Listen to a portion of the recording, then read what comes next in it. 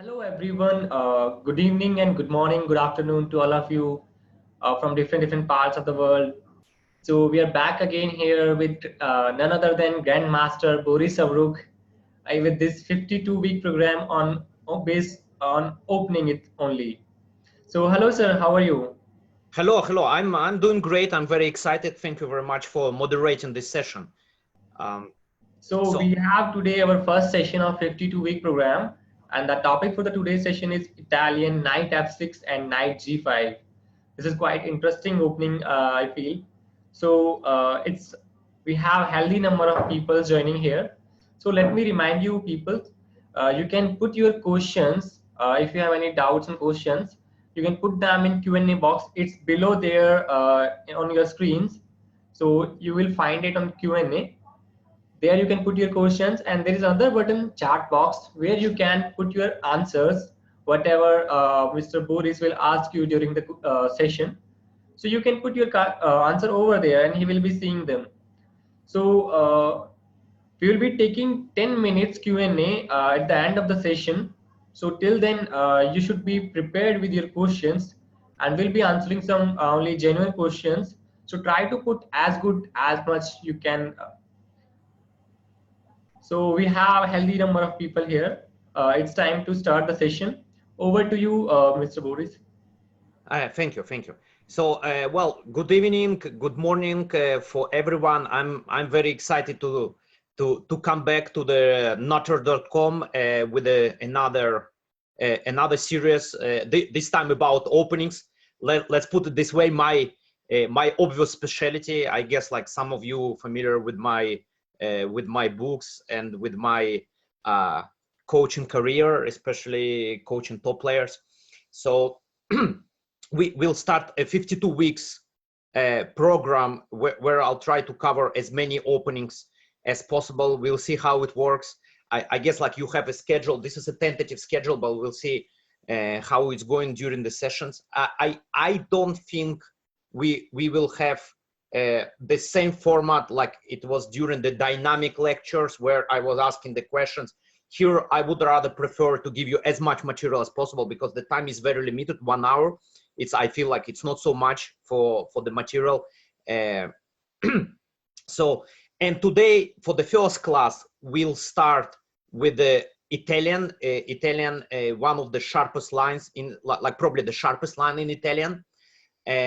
So, well, those are the initial moves of the Italian. So knight c6, bishop c4. So that's probably the initial position where everything starts. I would say just I wanted to say like a few words. So we call it Italian, and I used to call it all the time Italian for me, but I notice here, I don't know how it works, let's say in India, but many people call this opening in US gioco piano, or even more simple piano.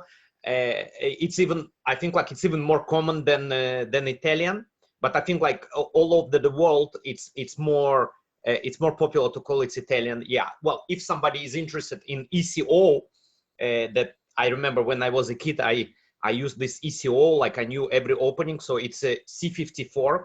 So a few words about Italian. I would call it Italian. A few words about this opening.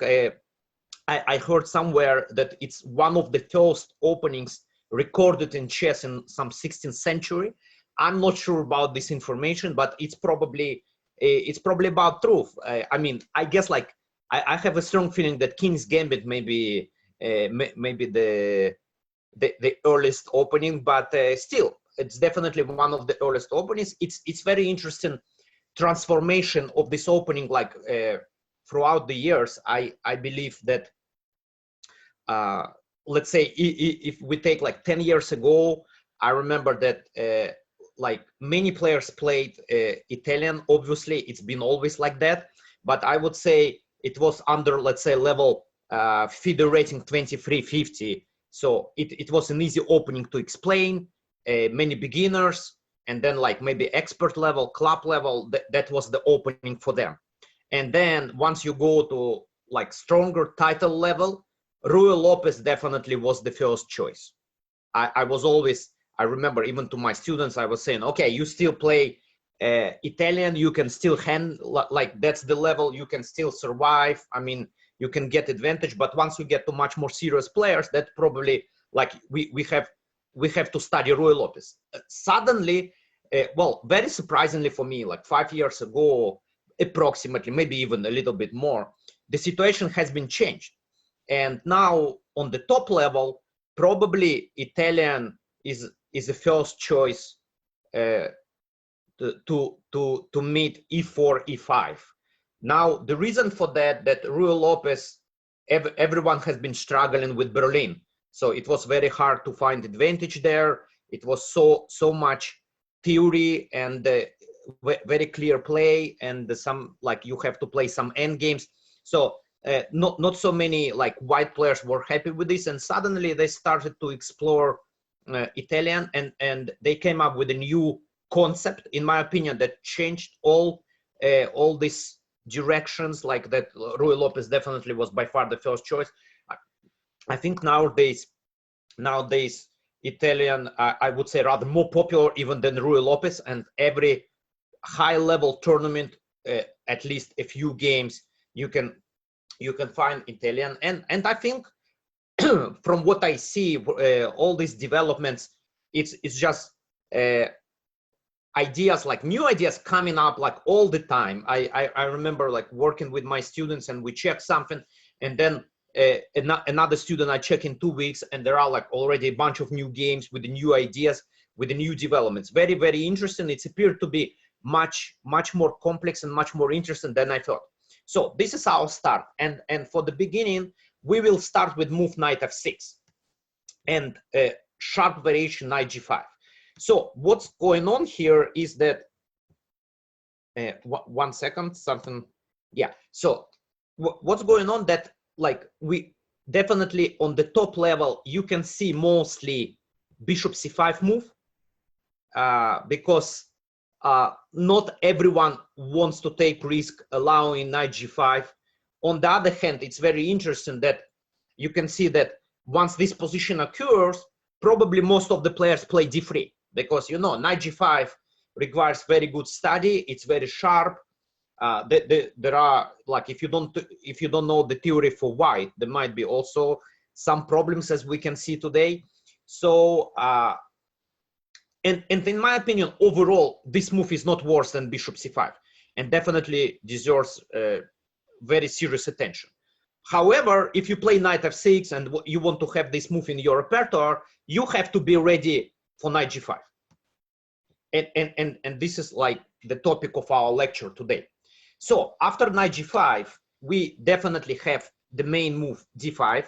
That goes without questions. However, it's very important to mention some old ideas, some tricky gambit lines, where white has to be precise, but white is definitely better.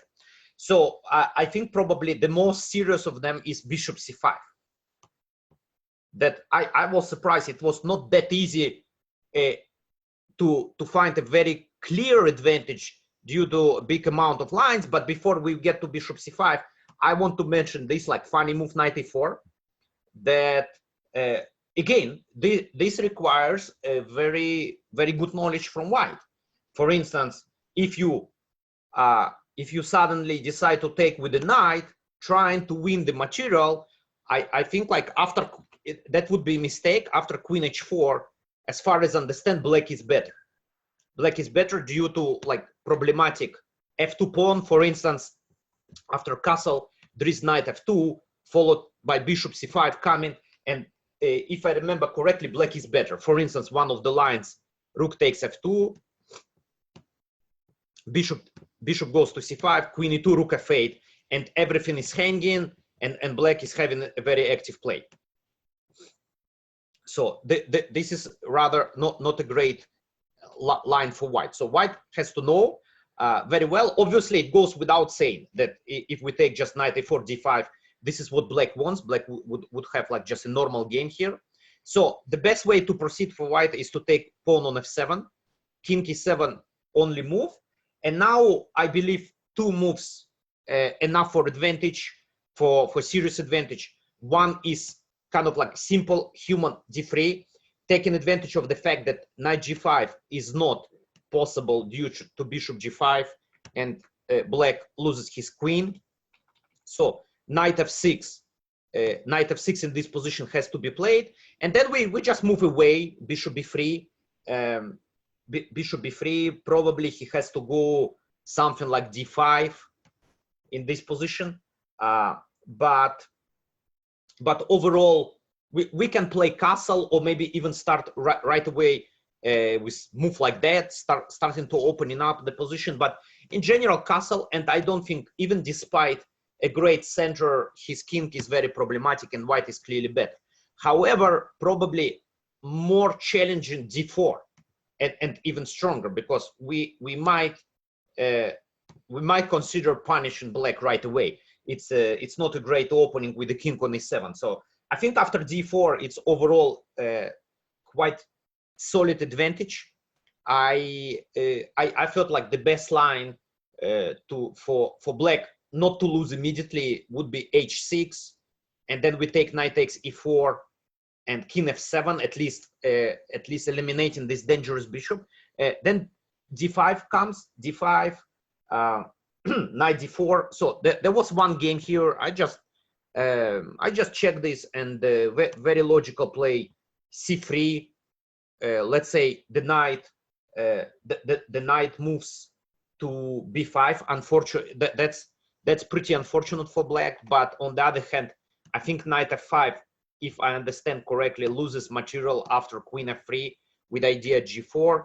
So he has to go knight b5, and we just play simple chess, but very efficient. I guess castle f4, queen h5 check.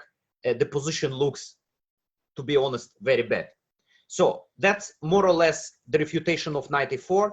Now bishop c5. This is much more serious. But again, as usual, required some good knowledge. I decided that the best line here, bishop f7. Just for your knowledge, knight f7, in my opinion, less clear. Why? You might really wonder how it's possible not to play knight f7, but the whole point is this trick, bishop f2 check. So this is how black starts his initiative. So king f2, if I understand correctly, would run into knight e4, followed by queen h4. There might be some win. I didn't go too much, because I was rather more in favor like to finding like some safe advantage for white, and I think I succeeded in doing this. But here the main line, in my opinion, was king f1, queen e7, knight takes h8, and I think like d5 in this position. So the play goes crazy, to be honest. D5, e5, and knight d4. And I wasn't sure 100% what's going on. In the beginning, it seemed to me like white should be winning, but later on, it was less clear. So this position, I thought it's double-edged and not very safe for white. That's the most important. So that's why I believe bishop f7 is much more safe way for white to fight for advantage. After bishop f7, king e7 is the main move, because black wants definitely to use f-file for targeting f2 pawn. Now king f8 doesn't make too much sense in my opinion. We just move the bishop, and I think like it will be clear advantage. I mean, I have some line here like queen e7, so we just complete development. We just play d3. There is nothing amazing here for black. I don't think like too many ideas. Knight d4, let's say active move. So we just take knight f3, trading or eliminating knight from d4 would leave white with very clear advantage and no compensation whatsoever for black. So that's why king e7. Now in the beginning, I had the impression that bishop d5 is the best move. But then, like, once I started to get into this line more in depth, I realized that we rather don't need to hang this bishop on d5, and let's play bishop b3. Let's play bishop e3, probably the most natural move in this position. So I guess there are two natural ways for Black to develop his initiative. One very logical is rook f8, and another move that I checked is queen e8. Queen e8 with the idea to bring, well, first of all, defending against knight f7, obviously, and trying to bring queen to g6, targeting g2. So after queen e8, so the play is very natural. The play is very natural. We need move d3 to protect the pawn. He plays d6, I think, opening up the bishop, so bishop g4 somewhere. So one of the ideas for Black to play h6, knight f3, bishop g4 pin, I think it's very recommended, and it's, in my opinion, it's safe. Maybe we can play castle and after h6 go knight f3, but then there is some definite initiative for Black on the king side. Bishop g4, queen g6, rook f8. There are many ideas. So I think bishop f3 eliminates eliminating the bishop on c5. That just brings pretty much solid advantage to white, in my opinion. After queen g6, he can also start with capturing. I think it doesn't matter. Very important that we have this tactical idea to go knight f3, and the pawn on g2 is basically untouchable because we'll have rook g1. So approximate line, actually like 2 games in this position went bishop takes e3, fe3, and now we already have a problem with transposition. It's a little bit more, it's 4 games. In general, yes, we didn't punish Black for this kind of opening, but on the other hand, we keep healthy extra pawn. And I think it's good enough. It's good enough to play this position and enjoy extra pawn. So the only idea is maybe to target e3 pawn. So the easiest way to deal with this is like to play queen d2, after knight g4, to play king e2.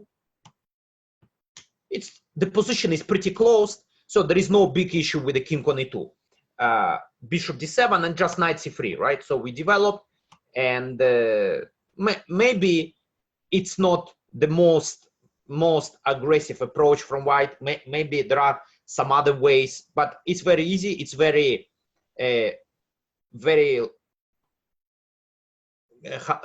how I would phrase this, very natural play, easy to remember without any complications, and in my opinion, it's highly recommended. So this is queen e8, and another idea, instead of queen e8, rook f8.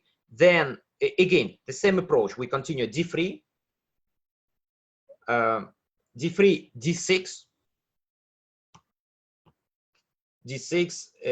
if he plays knight d4, we have knight f3 again. Well, there is no bishop g4, so it's good time to have this idea to eliminate knight from d4. Queen e8, obviously we can play the same strategy like I just mentioned in the previous line. So bishop e3, take, queen goes to g6, knight f3. Again, queen g2 runs into rook g1, followed by rook g7. So we are doing very well. So after d6, which is the main move, I decided to go back knight f3. So here in this position, bishop e3, it was another choice, but knight f3 is also pretty useful move. So basically, after bishop g4, I play bishop e3. So we just delayed in one move. But bishop e3, computer likes knight d2 in this position, but I would rather prefer to get rid of bishop on c5, right? And even maybe slightly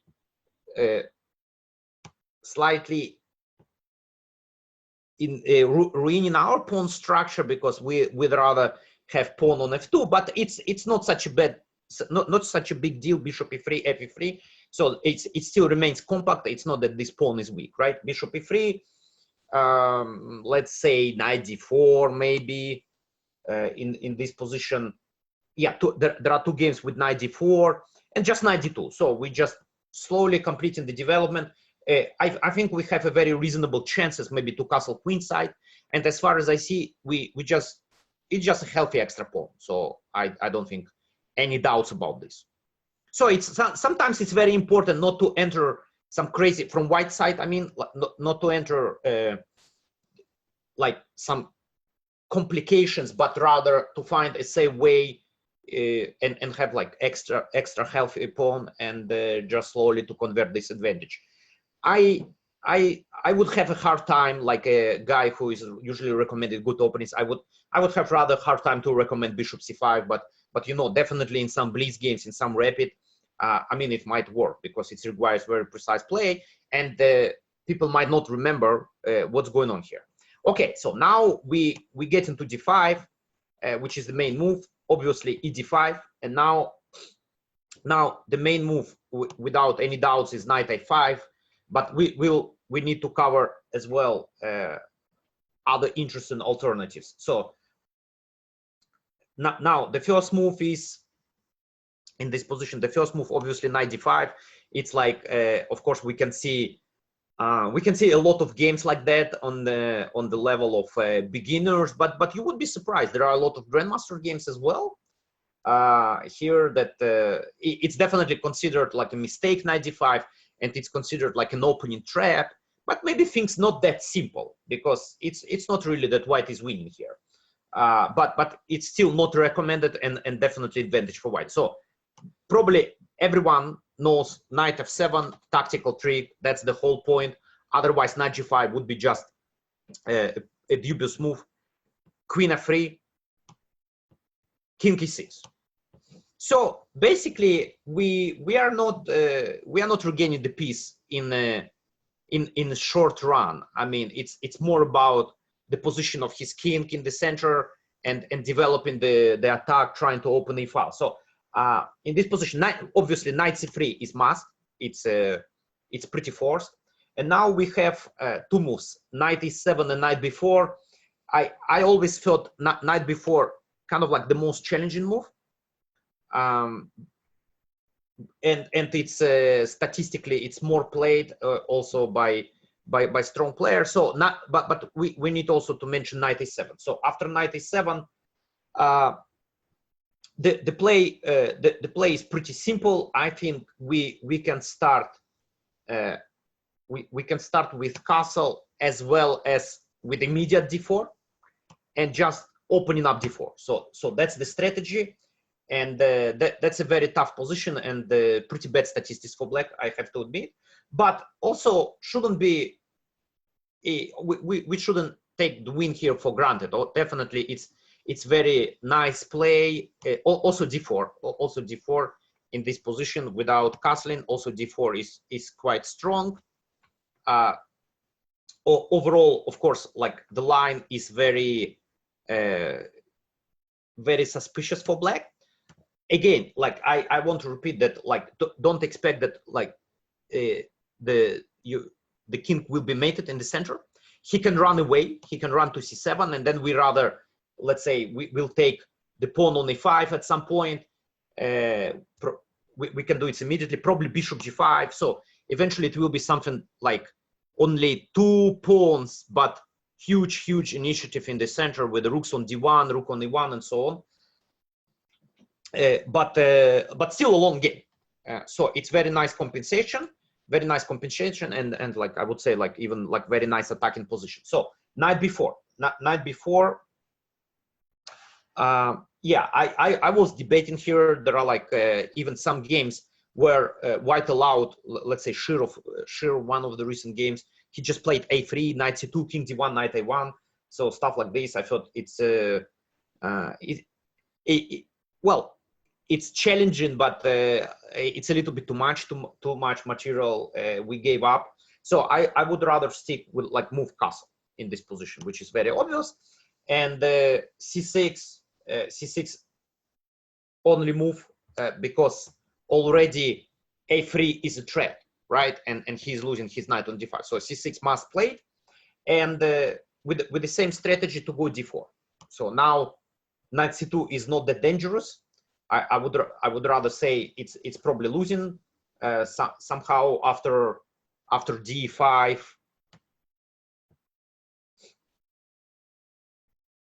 After d5, followed by, let's say, if knight a1 is captured, we can play rook d1 and then break through this d5 knight, I think with Russian initiative. So this is where he probably gonna get mated on in the center with the king.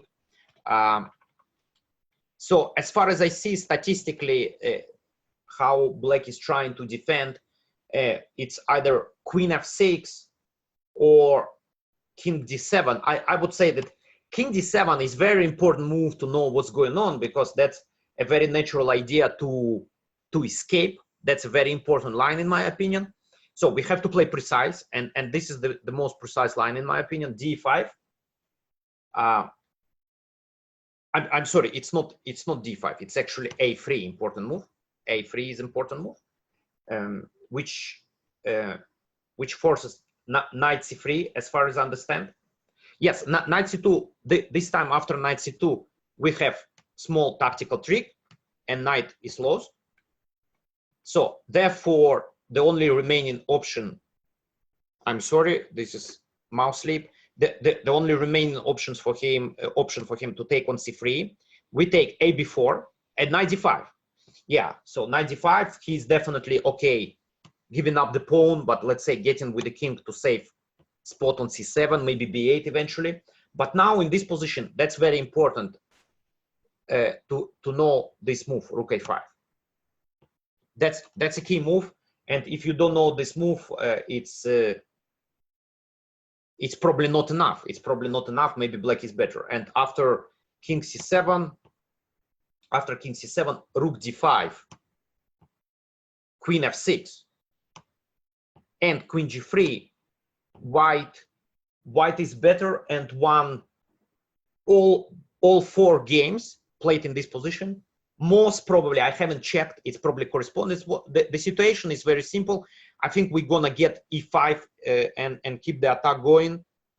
Definitely bishop g5 comes with the tempo. But you know, once again, I want to say the things are not so simple. I know it's always considered that knight d5 is so bad and knight f7 is just crushing, but the things are not so simple. For instance, this line, even the final position is still game. It's still game. Just white is clearly better, but it's far from winning on the spot. So some people might be interested to play this position for black, maybe to check how is knowledge of the theory for white player, and like, because one inaccurate move and it might be piece up for black. So very, very important, if you are interested to continue with knight g5, to play knight g5 in the game, like, you have to know this theory very well. Now, after d4, queen f6.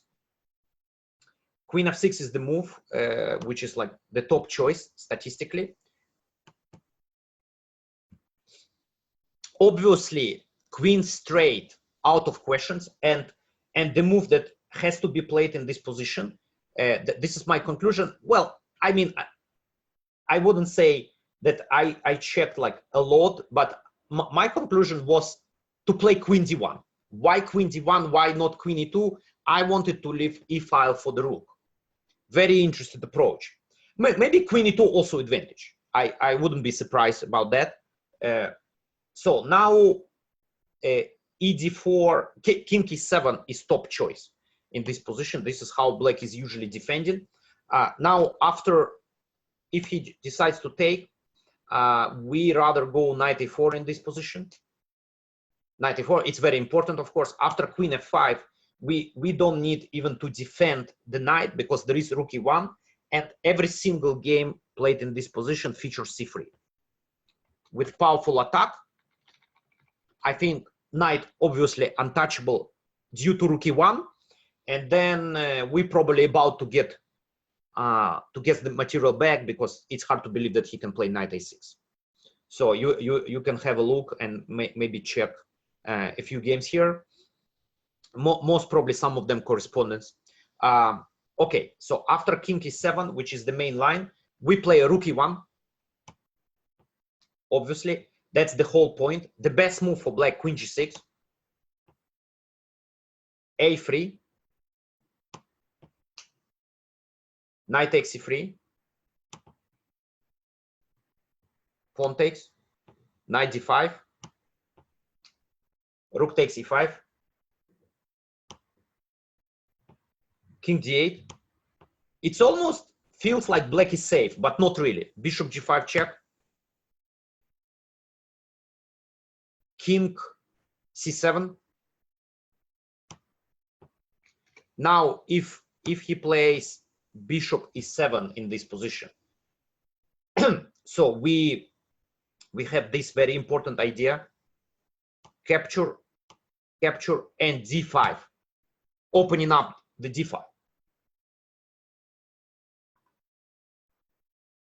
So d5, c5 probably forced, d6, knight c6, and rook e3. So basically, yeah, I guess like you would be a little bit surprised, but we didn't win the game like on the spot, right? So it's just very powerful compensation since he's king on d8. Rooks are not connected, so we just slowly play queen d2, rook e1. It's, I think, like much easier to handle this position with white, and definitely everyone would love to play the position with initiative. So this is the line, and now after king c7, after king c7, we have to play queen f3. Very important move. h6. h6 is the only move that have been played in this position, and I guess as the reason for that the most naturally looking bishop, I'm sorry, the naturally looking bishop d6 runs into surprising queen trap, bishop d3, and is just lost. So that's why h6 is necessary. So now after bishop d3, black can give up the queen, and it's not so clear because many attacking pieces eliminated, and by the way, black still maintains material advantage. So therefore, after h6, the move is queen g3. So there is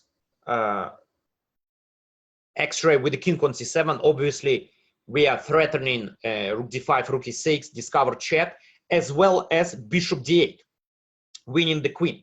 So all this makes black black just has only move available to continue the game, and then we play bishop d2. So it's rather, yeah, the things are not so simple at all. Yeah, I mean, but again, we rather have long-term compensation so that we slowly play. But the fact that you know, these positions, this position b6, and just funnily enough a4, just a positional move, I guess, taking the pawn away from the attack and just preparing rook e1.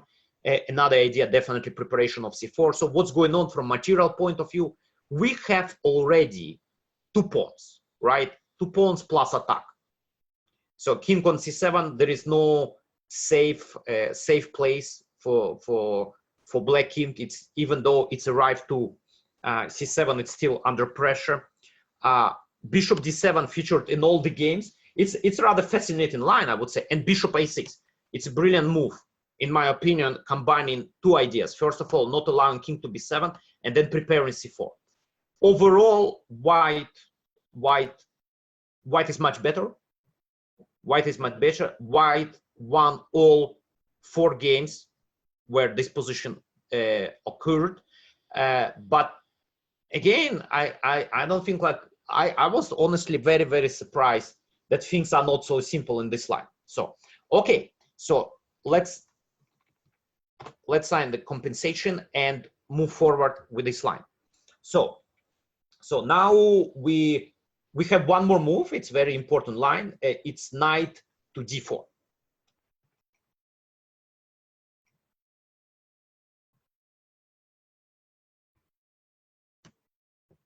Knight to d4.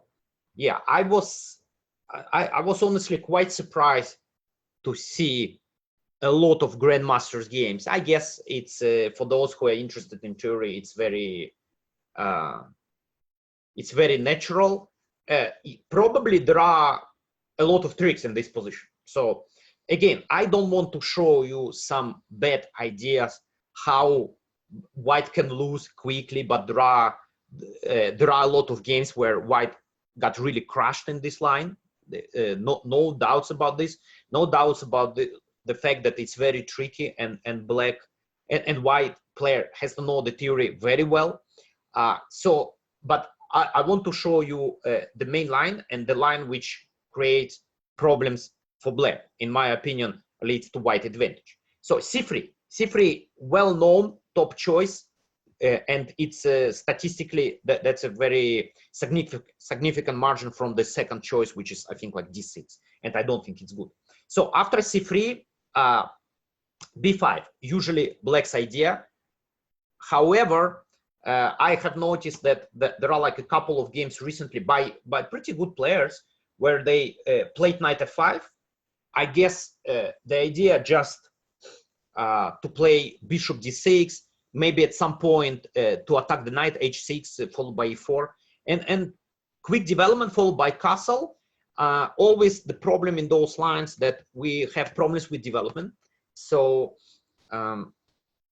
again, so this is something where the precise play required from white. So the best move, in my opinion, is queen e2, targeting right away e5 pawn. If we win the second pawn, it would be too much, I guess.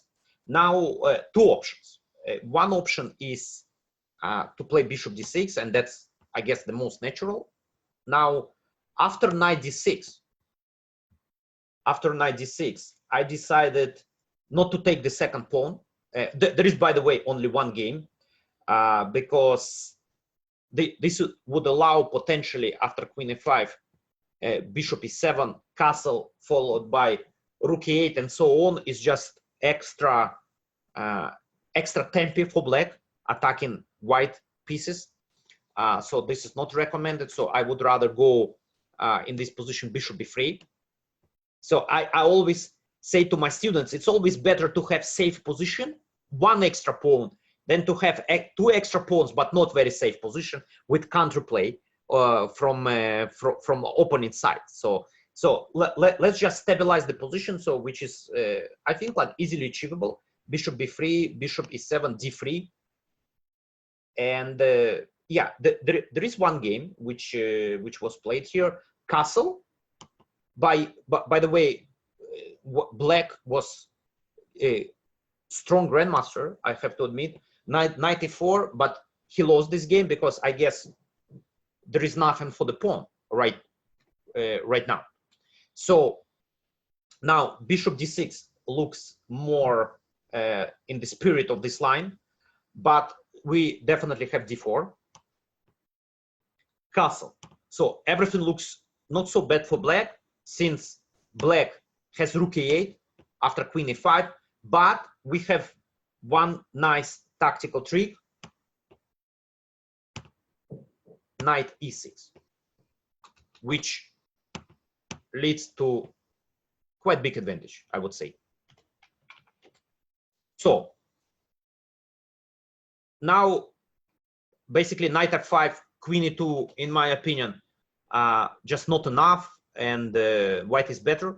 So b5 is the main move. Now I remember my surprise when I saw the games that white is playing bishop f1, but this is well-known best move in this position. It's very important to save the bishop, first of all, and secondly, anticipating queen d5. It's important for white to keep g2 pawn protected, right? Because there is a queen d5 coming, we attacking pawn on g2. So what, knight d5 is the main choice. I don't think anything else makes sense here, even though I see some like 40 games with knight f5, h6. It's not serious in my opinion. So the main, the following sequence of moves, pretty logical. cd4, queen g5, bishop b5 check, king d8. Yeah, I don't think bishop d7 would make any sense. Just trading another active piece. Yeah, so things are not so simple here. And again, many games. Overall, I guess positive statistics for white, but not by far. And there are many games that black have won. So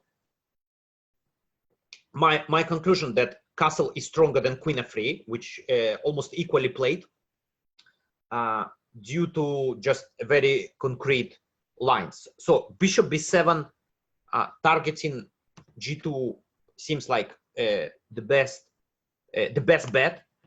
There is another choice, bishop g4, that I thought at least looks interesting, but not enough. Probably the most convincing way, queen b3, knight goes to f4, d5, and surprisingly, there is nothing that black can do on the king side.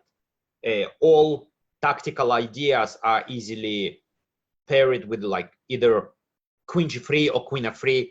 Now, after rook b8, which looks like you know, a nice pin, we have our own pin with this move, and overall, it's winning position for white. So bishop b7 definitely much more serious.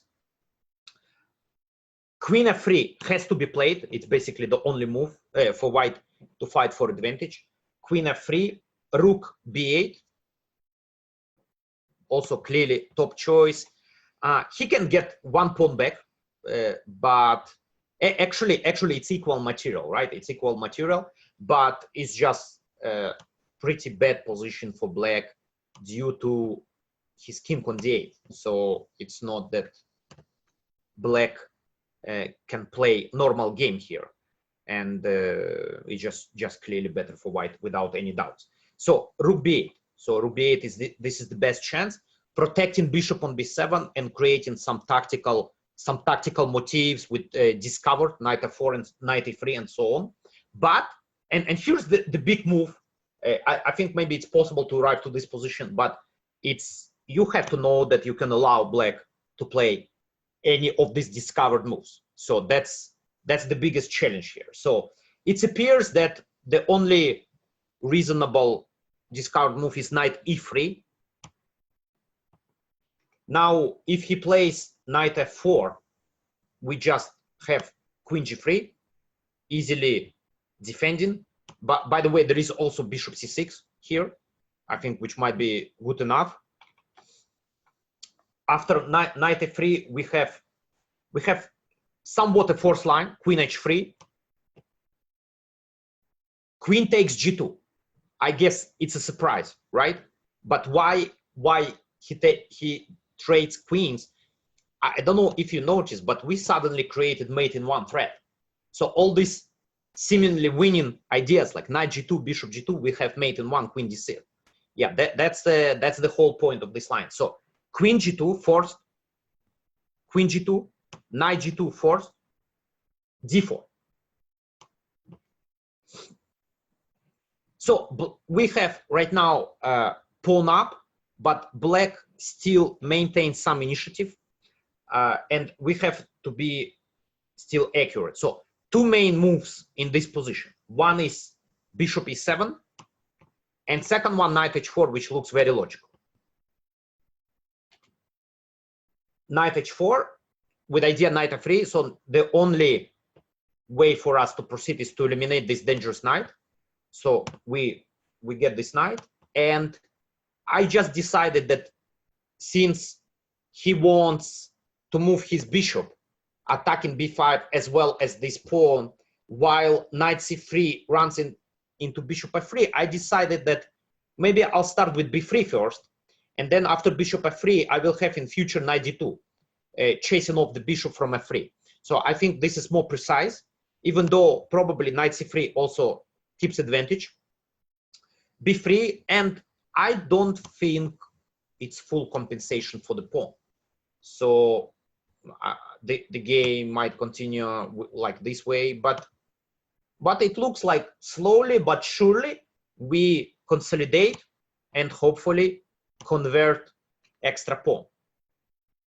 So not enough compensation for black. So this is one line. Another line is bishop e7 in this position. Very, very important move, in my opinion, bishop e2. So we cover in f3. We take the bishop away from b5, which potentially can be under attack if black moves his bishop from b7. Knight h4 still the option. Something like g5, which optically looks nice, but in fact I think like we just go f3, knight f4, and I don't think like we even need to give up our dark squared bishop, which is very important piece in protecting our weak squares. Just bishop c4, and again, like I don't see anything that might bother here white.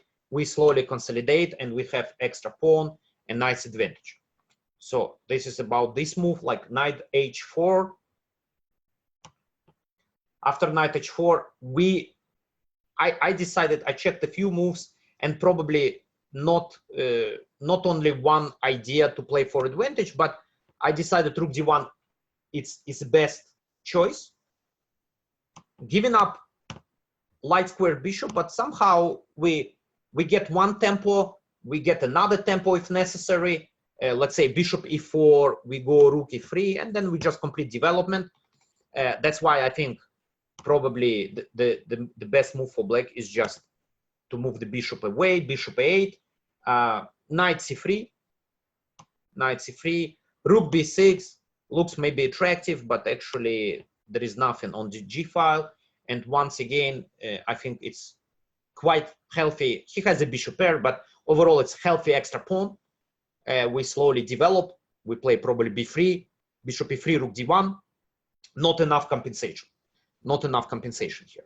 So those are the lines with knight d4. Important move. Important move again. Like for I think it's for both colors. It might be very tricky for black. At the same time, white should know very well the theoretical line here in order not to get into trouble very quickly. So now knight a5, which is definitely the main, and bishop b5 check. And now today I want to concentrate, since we are about to finish our lecture in 15 minutes. I think probably c6 I will be focused on our next class, but right now we have bishop d7, which to my great surprise have been quite popular recently. So I knew at some point that that's an alternative. Even I remember some probably 20 years ago I had some idea, but I kind of believe that it's still suspicious with some good preparation.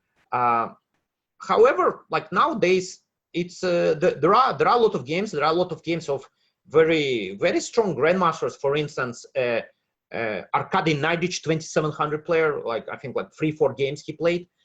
Some other players, Yevgeny Postny. I see some strong Indian players as well here, grandmasters. So definitely deserves some attention. I still believe Queen e2 is the best choice for white now, and I think this is mainly due to the fact that there is nowadays everyone plays bishop e7. Meanwhile, I remember when I analyzed this position, I thought that bishop d6 must play bishop d6 because the pawn should be protected. So nowadays, not anymore. Yeah, so bishop e7 seems like gives better chances. So after bishop d7, queen d7, knight c3. So it's just very natural play. Castle. The whole strategy for black to play c6, because black just cannot afford this knight on e5 for a long time, especially that there is nothing clear on the king side or in the center. So this type of compensation, c6, capture. So with the idea, if we capture, knight eventually comes to d4 with interesting initiative. So there is something like knight d4, queen d1, and even though like there is no attack or something interesting on the king side, black maintains very interesting initiative, very interesting compensation from positional point of view. So knight is tied, so knight on c3 is tied, protecting c2. Very powerful knight on d4. Whenever white will capture knight on d4, there will be pawn on d4 and still pressure against c2. So I think this is like rather playable position. So next b5 idea, a5 maybe. I think if I'm not mistaken, I even noticed that after bishop e3 there is idea like this, like remarkable move, very very interesting. So this position I wasn't sure that white even having like anything like significant here in terms of advantage. That's why I thought this move makes a lot of sense. Queen d3, queen d3, and I think like there are like very few games, but white overall was doing like pretty well in those games. So so if h6 we play knight e4, I think like white is better here in this position from what I understand. And queen g4, another move which looks quite attractive, maybe at first glance. Knight f3 runs into e4. Yeah, we can play knight e4, but we can even play dc6. So that's the point, and the bishop is hanging on d6. So guys, I think this is the time to wrap up. I mean, we stopped here with bishop e7. I know it's very very short sessions. I used to have these 2 hours lectures, but hopefully we covered some material. I think it's pretty serious amount of material for you to go over, to repeat, maybe to expand with some other games, and hopefully it will give the results, like you're gonna win games, get advantage in the openings and so on. So now we need to leave time for the questions, and we'll continue from this moment, like next session. Okay, so it was a wonderful session today we had. So guys, now we can start taking questions. Please put down your questions in Q&A box so that we can answer them accordingly.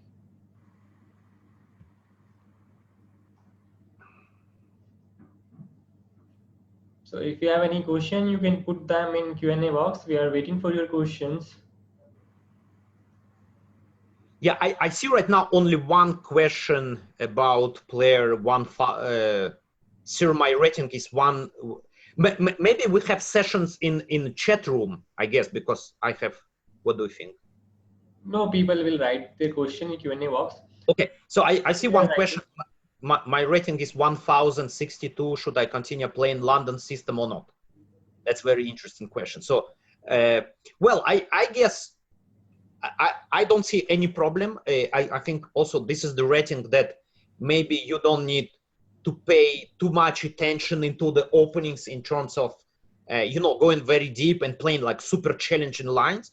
So I think London system is pretty reasonable choice at this level. Maybe once you will get to, let's say 2400 FIDE, then you might ask some questions about London. But for now, for sure, it's very, very reasonable opening to play at this level that you are right now. Is Cole's system good for young players? I mean, it's I would say it's not about young players.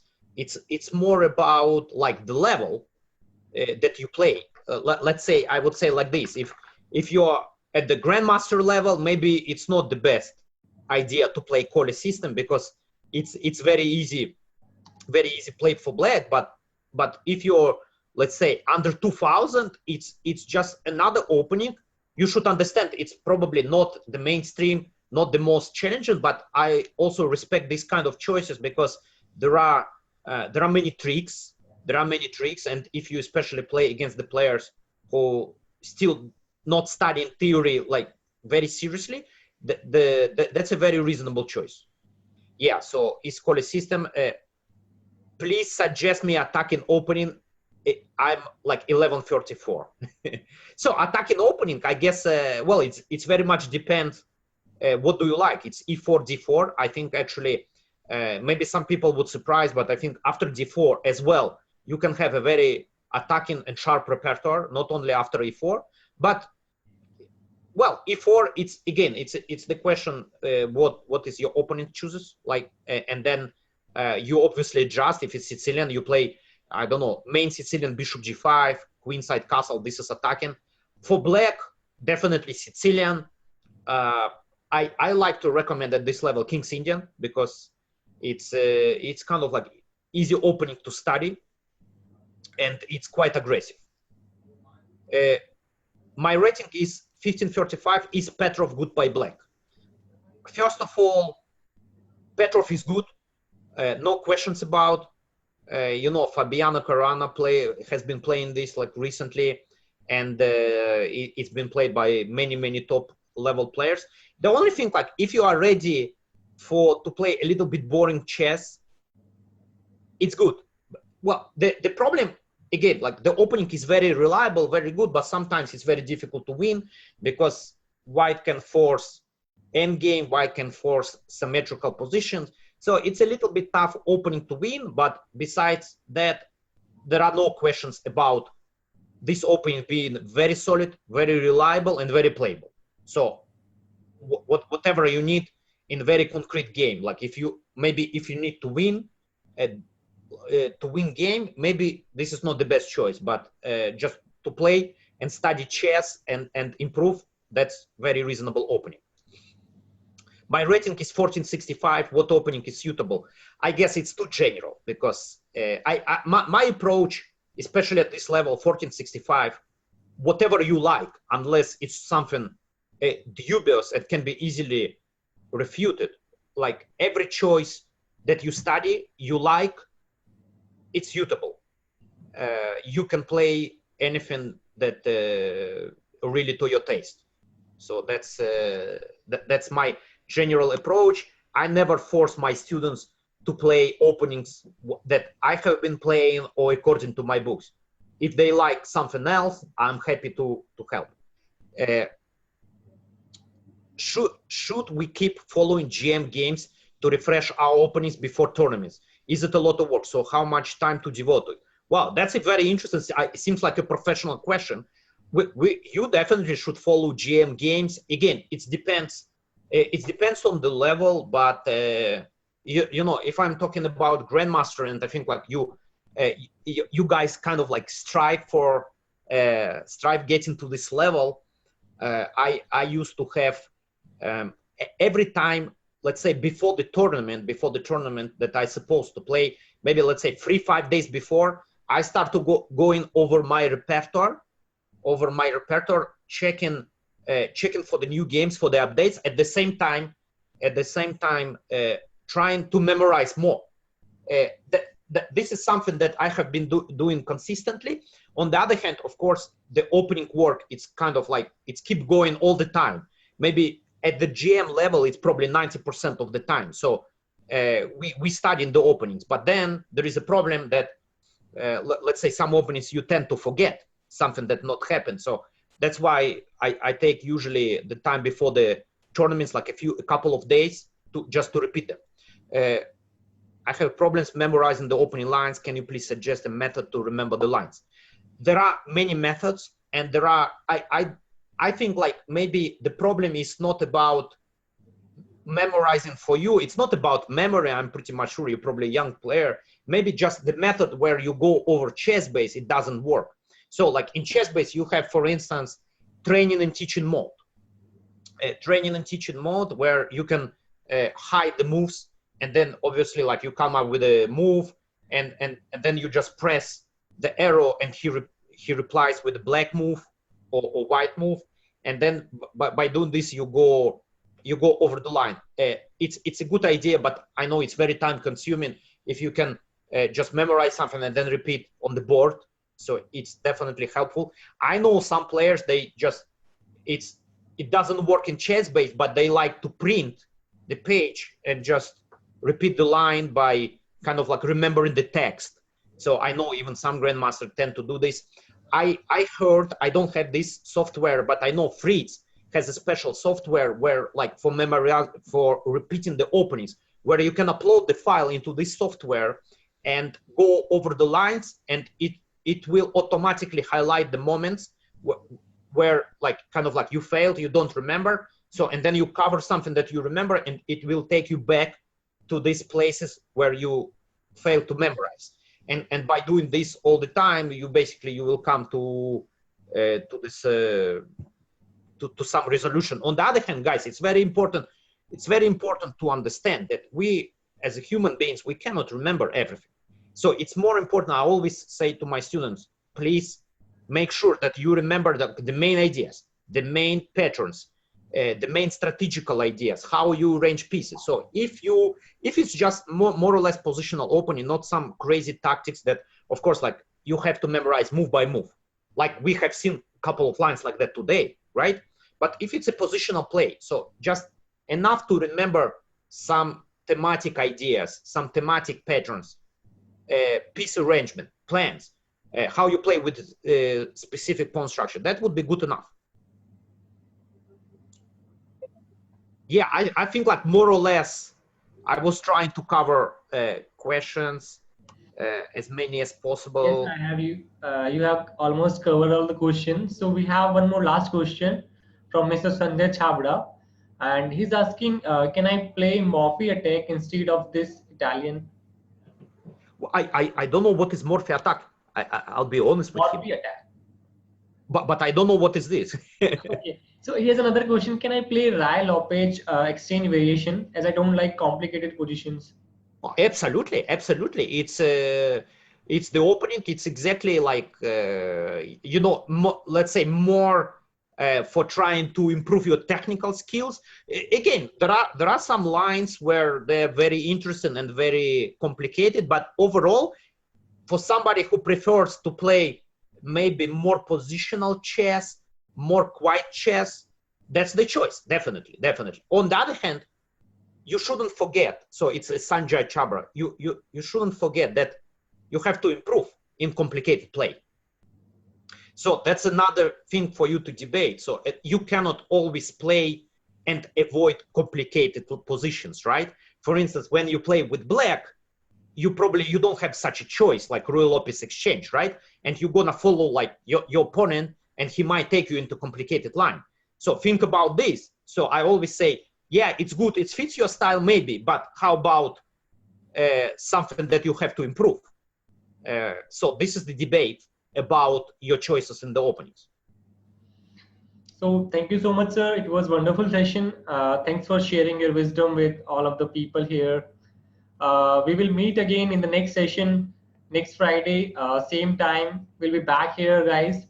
So the recording will be updated by tomorrow. You can watch it again from tomorrow onwards in your account. So till then, bye bye everyone. Moderating. Thank you very much for moderating.